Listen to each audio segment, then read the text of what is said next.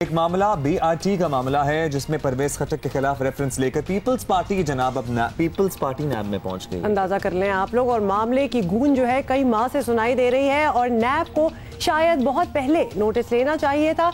आपको बताएं कि पेशावर में ट्रांसपोर्ट का मंसूबा तहरीक इंसाफ के साबिक वजीर आला परवेज खटक के दौर में शुरू हुआ, जो कई तारीखों के बावजूद ताहाल मुकम्मल नहीं हो सका। तो अभी तक it is still under construction. गुज़िश्ता दिनों सूबाई इंस्पेक्शन टीम में अपनी रिपोर्ट में बीआरटी मंसूबे में कई खामियों की निशानदेही भी की थी और इस रिपोर्ट को परवेज खटक ने मुस्तरद कर दिया था। जरा सुनिए। कहाँ से रिपोर्ट आई, पता नहीं किधर की ये बात करें कि 25%। मैं हैरान हूँ, मैं चैलेंज करता हूँ कि गलत रिपोर्ट है। कोई 25% मुझे दिखा दे कहाँ पर नवाजा गया है, कहाँ पर दिए गए। महमूद खान की कमेटी की रिपोर्ट गलत है। महमूद खान की बनाई हुई कमेटी और इंस्पेक्शन टीम ये कह रही है, तो उसको कहने दो, साबित करें ना, को सामने लाए कि किस चीज़ में दिया, बताए तो सही किस चीज़ में दिया गया।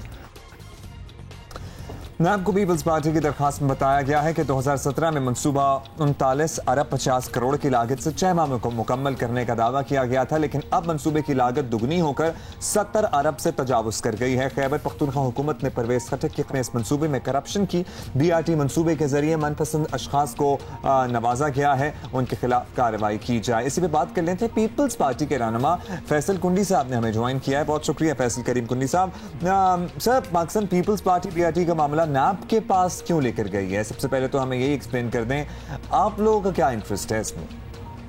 पाकिस्तान पीपल्स पार्टी गई है नैब के पास। नैब का ये दावा है कि नैब अक्रॉस द बोर्ड जो है वो एहतसाब कर रही है। तो हम चाहते हैं कि जिस तरीके से लोगों को वहाँ पे मसाइल का शिकार हैं, जिस तरीके से आपने देखोगे परसों जो बारिशें हुई हैं पेशावर में, बीआरटी के जो स्टेशन उसकी छतें, ये तो अच्छी बात है, वहाँ पर कोई ट्रैफिक उस वक्त नहीं थी या कोई लोग मौजूद नहीं थे, जानी नुकसान नहीं हुआ। वरना आप देखिए कि उनका ये हाल है कि इस वक्त जो है उनकी छतें भी हवा की से उड़ रही हैं। और बीआरटी जो है इस वक्त जो कि शुरू हुआ था 38 अरब से हुआ था और वो इस वक्त जो है 70-80 अरब तक पहुंच गया है। और ख़ुद इमरान खान साहब ने कहा कि जिस प्रोजेक्ट्स में एस्केलेशन होती है, रेट बढ़ाए जाते हैं, उसमें करप्शन होती है। तो ये इमरान खान साहब का दावा अपना था कि उसमें करप्शन होती है, तो वही चीज़ हम उनको बता रहे हैं कि इसमें फिर करप्शन भी होगी। और हम यही कहते हैं नैब से कि आप अक्रॉस द बोर्ड एहतसाब कर रहे हैं, तो आपके सामने हमने एक केस प्रेजेंट किया है। बाकी केसेस भी हैं जिसमें हम नैब में जा रहे हैं, लेकिन ये एक उनके लिए मॉडल केस पेश किया है। अब हम कहते हैं जो भी उसमें मुलविस है, अक्रॉस द बोर्ड ABC जो भी मुलविस है, उनको सजा देनी चाहिए। अच्छा कुंडी साहब, आप एक्सपेक्ट भी कर रहे होंगे कि आपसे ये सवाल तो ज़रूर किया जाएगा कि बीआरटी में ताख़ीर का मामला भी ऑब्वियसली नया नहीं है और करप्शन की कहानियां भी पहले आती रही हैं। पीपल्स पार्टी की अपनी क़यादत के गिर्द मुकदमात के घेरे तंग हुए हैं, तो ही आप नैब के पास क्यों गए हैं? टाइमिंग के इंतखाब पर ऑब्वियसली सवाल तो उठेंगे। देखिए, टाइमिंग के इंतखाब पे कोई सवाल इसलिए नहीं उठ रहे हैं कि 23 मार्च उनकी जो ओपनिंग थी, इन्होंने कहा था कि हम ओपन कर रहे हैं। 23 मार्च तक हमने इंतज़ार किया, ओपनिंग नहीं हुई।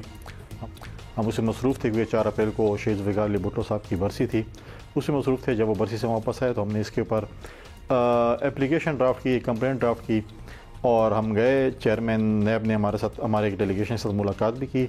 उन्होंने हमें यकीन दिलाया है कि वो इस पर जो है वो पढ़ेंगे और इस पर जो है टोटली जो है इंसाफ देंगे। अब हम इस उम्मीद से हैं कि हमें जो है एहतसाब अदालत से जो है एहतसाब जो कोर्ट है नैब जो है उनसे के चेयरमैन से हमें इंसाफ की तवक्को है। और ये तो एक सवाल है कि जी पीपल्स पार्टी के लीडरशिप के ख़िलाफ़ केसेस इसलिए हम गए हैं, तो पीपल्स पार्टी की लीडरशिप के ख़िलाफ़ तो माजी में बहुत से केसेस चलते रहे। 11 साल आसिफ अली ज़रदारी साहब पहले भी जेल में रहे हैं और बाइज़्ज़त बरी हुए हैं। तो ये चीज़ें जो है ये कि पाकिस्तान पीपल्स पार्टी की लीडरशिप के ख़िलाफ़ हमारे ख़िलाफ़ केसेस होते रहते हैं, भुगतते रहते हैं। आज हम ये केस लेके गए हैं, एक टेस्ट केस लेके गए हैं, देखते हैं कि इसके ऊपर नैब क्या करती है, तो पता चल जाएगा कि क्रॉस द बोर्ड एहतसाब हो रहा है कि नहीं हो रहा। लास्टली कुंडी साहब, अभी बता दीजिए कि पीपल्स पार्टी जगह जगह नैब को हुकूमती आला कार कहती है, ज़ाहिर तहफ़्फ़ुज़ात का इजहार भी करती है, फिर इंसाफ के लिए आप इसी इदारे के पास चले गए हैं। आप खुला तज़ाद कह लें, आपको लगता है कि नैब आपकी बात सुनेगी? नैब के चेयरमैन कहते हैं कि मैं अक्रॉस द बोर्ड एहतसाब करूँगा, किसी की साइड नहीं लूँगा, किसी की डिटेशन नहीं लूँगा। तो इसलिए हम नैब के चेयरमैन साहब के पास गए हैं कि ये एक प्रोजेक्ट था जो जिन्होंने पेशावर के लोगों का जीना हराम कर दिया है। उनकी अपनी सूबाई हुकूमत की एक प्रोविंशियल इंस्पेक्शन टीम ने एक रिपोर्ट दी है जिसमें उन्होंने ख़ुद कहा है कि इसके अंदर वाकई बहुत से जो हैं वो फ्लॉज हैं। 7 अरब रुपए का उन्होंने जिक्र भी किया कि इसमें शायद करप्शन हुई है, लेकिन हम समझते हैं कि उससे ज़्यादा हुई है। और आज भी आप देखें कि वो एक इमरान खान साहब खुद कहते थे कि रोड बनाने से और जंगला बस बनाने से कौमें आगे नहीं जाती, कौम तरक्की नहीं करती। खुद इसी चीज़ पे पूरे 5 साल में एक फ्लैगशिप प्रोजेक्ट था BRT जो कि मुकम्मल होने का नाम नहीं ले रहा। आप देखिए कि उनके फॉरेन मिनिस्टर को ये तो पता है कि शायद इंडिया एक हफ्ते में पाकिस्तान पर हमला कर ले, लेकिन किसी भी वज़ीर को, किसी भी शख्स को PTI में ये BRT कब कंप्लीट। ठीक है जी, बहुत शुक्रिया आपका फैसल करीम कुंडी हमारे साथ मौजूद।